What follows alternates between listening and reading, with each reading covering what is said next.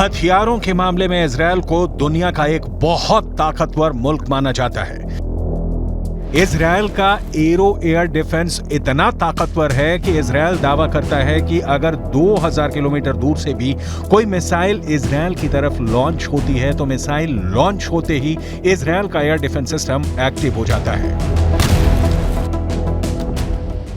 जब तक इजरायल अपनी एयरफोर्स के माध्यम से गाजा पट्टी पर बमबार्डिंग करता रहा, तब तक इजरायल के सैनिकों के मारे जाने की संख्या का आंकड़ा लगभग स्थिर रहा।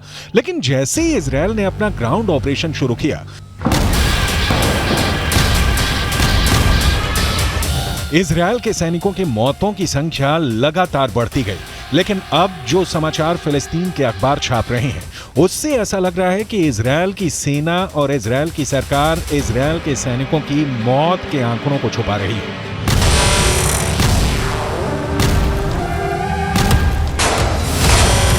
फिलिस्तीन क्रॉनिकल नाम के एक अखबार ने इजरायल के मिलिट्री सिमेट्री यानी इजरायल के सैन्य कब्रिस्तान यानी वो जगह जहां पर इजरायल के सैनिकों को दफन किया जाता है, उस जगह के डायरेक्टर डेविड वार्नर बरूच का एक इंटरव्यू छपा है। इस इंटरव्यू में इजरायल की मिलिट्री सिमेट्री के डायरेक्टर डेविड वार्नर ने कहा है कि इजरायल के अंदर हर घंटे एक इजरायली सैनिक का शव कब्रिस्तान में दफन होने के लिए आ रहा है। इस इंटरव्यू को फिलिस्तीन के अरब देशों के अखबारों ने हाथों हाथ लिया और यह दावा किया कि इजरायल के सैनिकों की मौत का आंकड़ा आधिकारिक आंकड़े से कहीं ज्यादा है। जेरूसलम के पश्चिमी इलाके में माउंट हर्जल कब्रिस्तान है और यहां पर इजरायल की सेना में काम करने वाले सैनिकों को दफनाया जाता है। मिडल ईस्ट मॉनिटर नाम की एक और न्यूज वेबसाइट में इस कब्रिस्तान के डायरेक्टर डेविड ओरेन का बयान छपा है। पिछले 48 घंटे में 50 इजरायली सैनिकों को दफनाया गया है। ये चौंका देने वाली बात है क्योंकि इजरायल ने दावा किया है कि 7 अक्टूबर से अब तक इजरायल के करीब 400 सैनिक मारे गए हैं। इनमें से करीब 80 सैनिक गाजा के ग्राउंड ऑपरेशन में मारे गए हैं। करीब 10 सैनिक लेबनान के बॉर्डर पर हिजबुल्लाह से लड़ते हुए मारे गए हैं और 300 से ज्यादा सैनिक 7 अक्टूबर और उसके बाद एक हफ्ते तक इजरायल के अंदर हमास के आतंकवादियों से सीधे लड़ते हुए मारे गए हैं। लेकिन फिलिस्तीन के अखबारों का दावा है कि ग्राउंड ऑपरेशन में इजरायल के सैनिकों के मारे जाने की संख्या आधिकारिक आंकड़ों से कहीं ज्यादा है।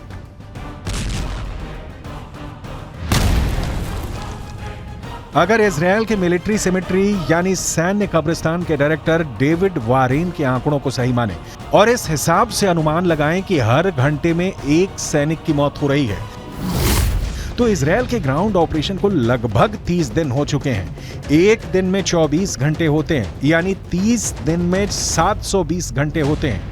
अगर इजरायल के सैन्य कब्रिस्तान के डायरेक्टर के मुताबिक हर घंटे में एक सैनिक की मौत हो रही है, तो इसका मतलब यह है कि अब तक ग्राउंड ऑपरेशन से 30 दिनों में 720 सैनिकों की मौत हो चुकी है। यह सिर्फ एक अनुमान है, इसकी पुष्टि नहीं की जा सकती है।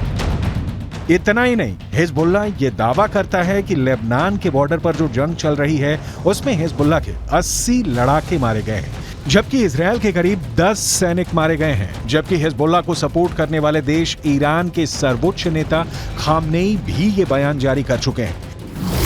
इजरायल के ज्यादा सैनिक मारे गए हैं, लेकिन इजरायल आंकड़ों को छुपा रहा है। अब ऐसे में सवाल ये उठता है कि क्या वाकई में इजरायल की सेना अपने मारे गए सैनिकों के आंकड़ों को छुपा रही है? इजरायल की सेना प्रोपेगेंडा वॉर में हमेशा सबसे आगे रहती है और आज भी इजरायल और हमास के युद्ध में अगर देखा जाए तो हमास के पक्ष में बात करने वाले गाजा पट्टी के फिलिस्तीनी पत्रकारों की हालत बहुत ज्यादा खराब है। गाजा पट्टी के अंदर लगातार हुई बमबारी में अब तक करीब 45 पत्रकार मारे जा चुके हैं जो फिलिस्तीन के मुद्दे को कवर कर रहे थे। अब ऐसी स्थिति में गाजा के संचार तंत्र पर इजरायल का 75% कब्जा है और इजरायल जो चाहता है वही सूचना गाजा से बाहर निकलती है, क्योंकि गाजा के अंदर इजरायल की सेना अपनी पकड़ को मजबूत कर रही है। और जहां तक इजरायल के सैनिकों के मारे जाने की संख्या का सवाल है, तो यहां एक और बात जाननी जरूरी है कि इजरायल की डिफेंस फोर्स खुद को एक सुपीरियर आर्मी यानी सर्वश्रेष्ठ सेना की तरफ प्रस्तुत करती है और ऐसे में वो कभी नहीं चाहेगी कि वो अपने सैनिकों की मौत के ऐसे आंकड़े पेश करे जो दुश्मनों के मुकाबले ज्यादा हो। लेकिन यहाँ पर नोट करने वाली बात यह भी है कि इजरायल की ये सैन्य नीति है कि वो हमेशा दुश्मन के 10 गुना आदमी ज्यादा मारता है और अब तक के आंकड़ों पर गौर करें तो गाजा के अंदर 15,000 से ज्यादा लोग मारे जा चुके हैं और करीब 7,000 लोग मलबे में दफन हैं। इनमें से मारे गए बच्चों की संख्या तो करीब 7,000 हो चुकी है। यानी गाजा में एक बहुत बड़ा नरसंहार हो रहा है। लेकिन उसके बाद भी अमेरिका के नेशनल सिक्योरिटी काउंसिल के प्रवक्ता जॉन किर्बी ने पत्रकारों के सामने एक प्रेस कॉन्फ्रेंस में यह कहा है कि गाजा पट्टी में कोई नरसंहार नहीं हो रहा है। ये पूरा बयान आपको सुनाएंगे और इसके आगे आपको ये भी बताएंगे कि कैसे जॉर्डन भी गाजा पट्टी के जख्मों पर नमक छिड़क रहा है। लेकिन सबसे पहले अमेरिका के उस पाखंड के बारे में बताना जरूरी है जो बिल्कुल साफ नजर आ रहा है। यूक्रेन और रूस के युद्ध में जब पुतिन की मिसाइल यूक्रेन पर कहर बनकर टूट रही थी और करीब 1,000 यूक्रेनी बच्चे हताहत हुए थे, तब अमेरिका ने यह कहना शुरू कर दिया था कि पुतिन नरसंहार कर रहे हैं। लेकिन गाजा पट्टी के अंदर हजारों मौतों के बाद भी अमेरिका इसे नरसंहार नहीं मान रहा है। यह अमेरिका के दोहरे मापदंडों का बुक टेक्स्ट एग्जाम्पल है।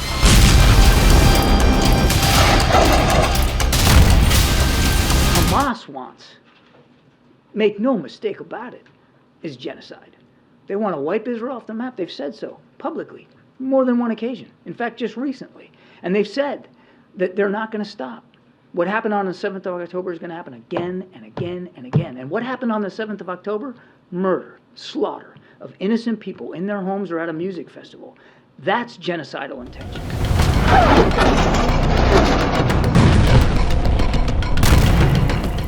मलेशिया के प्रधानमंत्री अनवर इब्राहिम ने कहा है कि यूक्रेन की घटनाओं को नरसंहार मानना और गाजा पट्टी की मौतों को नजरअंदाज करना वैश्विक पाखंड है। दूसरी तरफ अगर देखा जाए तो अब तक गाजा पट्टी के अंदर 30,000 से ज्यादा लोग घायल हैं और गाजा पट्टी के अस्पतालों की हालत क्या है ये पूरी दुनिया को नजर आ रही है। जॉर्डन ने गाजा पट्टी के घायल लोगों के लिए इजिप्ट के अंदर एक फील्ड हॉस्पिटल बनाया है।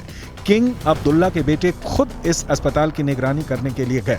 लेकिन आपको जानकर हैरानी होगी कि इस फील्ड हॉस्पिटल में मात्र 40 बेड हैं, जबकि गाजा के अंदर 30,000 से ज्यादा लोग घायल हैं।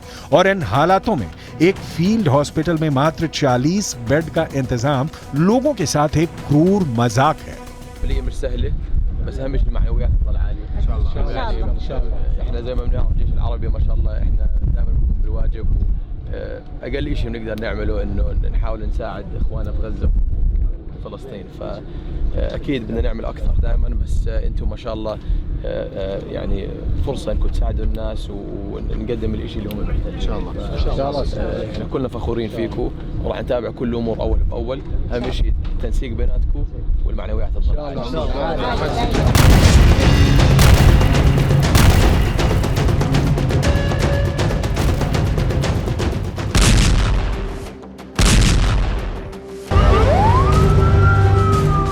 इजरायल अपनी टेक्निकल सुपेरियरिटी की वजह से अजेय है। पिछले हफ्ते इजरायल ने हमास की ताकत को इस कदर नेस्तोनाबूद किया था कि पिछले हफ्ते 72 घंटे में इजरायल की राजधानी तेल अवीव पर एक भी मिसाइल अटैक नहीं हुआ था। और जब सोमवार को तेल अवीव पर एक मिसाइल अटैक हुआ तो जहां से मिसाइल अटैक हुआ उस रॉकेट लॉन्चर को भी गाजा के अंदर जाकर इजरायल ने तबाह कर दिया। ये इजरायल की ताकत है। हमास के प्रवक्ता अबू उबैदा की माने तो हमास के लड़ाकों ने इजरायल के 350 से ज्यादा बख्तरबंद गाड़ियां और टैंकों को उड़ा दिए हैं। हमास का दावा तो ये है कि इजरायल के 150 मरकाबा टैंक उड़ा दिए गए हैं। हमास तस्वीरें भी जारी कर चुका है, लेकिन फिर भी हमास की पकड़ गाजा से इसलिए ढीली पड़ चुकी है क्योंकि हमास के बड़े बड़े हेडक्वार्टर्स पर इजरायल ने टैंक चढ़ा दिए हैं। इजरायली नहीं, अल शिफा अस्पताल में काम कर चुके डॉक्टर भी ये मानते हैं कि अल शिफा में हमास का हेडक्वार्टर हो सकता है। टाइम्स ऑफ इजराइल अखबार ने यह दावा किया है कि फ्रांस 24 नाम के एक न्यूज चैनल पर एक ब्रिटेन के डॉक्टर ने इंटरव्यू दिया है। इस डॉक्टर ने 3 साल तक अल शिफा अस्पताल के अंदर काम किया था। गाजा के अल शिफा अस्पताल में काम करने वाले इस ब्रिटिश डॉक्टर का दावा है कि अल शिफा अस्पताल में कई ऐसी जगहें थीं जहां पर उसे जाने के लिए मना किया गया था। ये कहा गया था अगर वो वहां प्रतिबंधित क्षेत्र में जाएगा तो उसे गोली लग सकती है। टाइम्स ऑफ इजराइल ने दावा किया है कि अल शिफा अस्पताल के अंदर हमास का हेडक्वार्टर होने का दावा करने वाले ब्रिटिश डॉक्टर ने अपना नाम नहीं बताया है, क्योंकि उसे डर है कि ऐसा करने पर गाजा के अंदर मौजूद उसके सहयोगियों को हमास मार सकता है।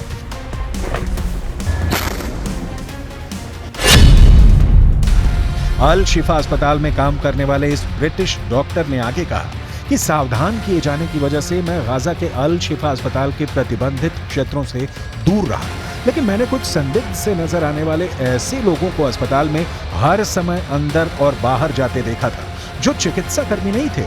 ये लोग अस्पताल के बेसमेंट के अंदर जाते थे। The first time our forces entered the Shifa complex, they went in with a bomb-sniffing dog, and they discovered a truck full of ammunition. After revealing the shaft by the D9, they saw a circular opening, and they couldn't see all the way down at the time, but further investigations and tools lowered down it revealed that this is a 10-meter deep shaft that leads to a corridor. At the end of that corridor, there is a blast-proof door with a shooting hole at the top of it. And our forces, after making sure that all defense mechanisms are dismantled, have opened that door that leads to another door that goes deeper into the complex. The understanding that this tunnel goes under the hospital. Israel defence force ने इस British doctor के interview को आधार बनाते हुए एक बार फिर कहा है कि इस इंटरव्यू से साबित होता है कि अल शिफा अस्पताल का इस्तेमाल हमास के आतंकवादियों के द्वारा हेडक्वार्टर की तरह किया जा रहा था।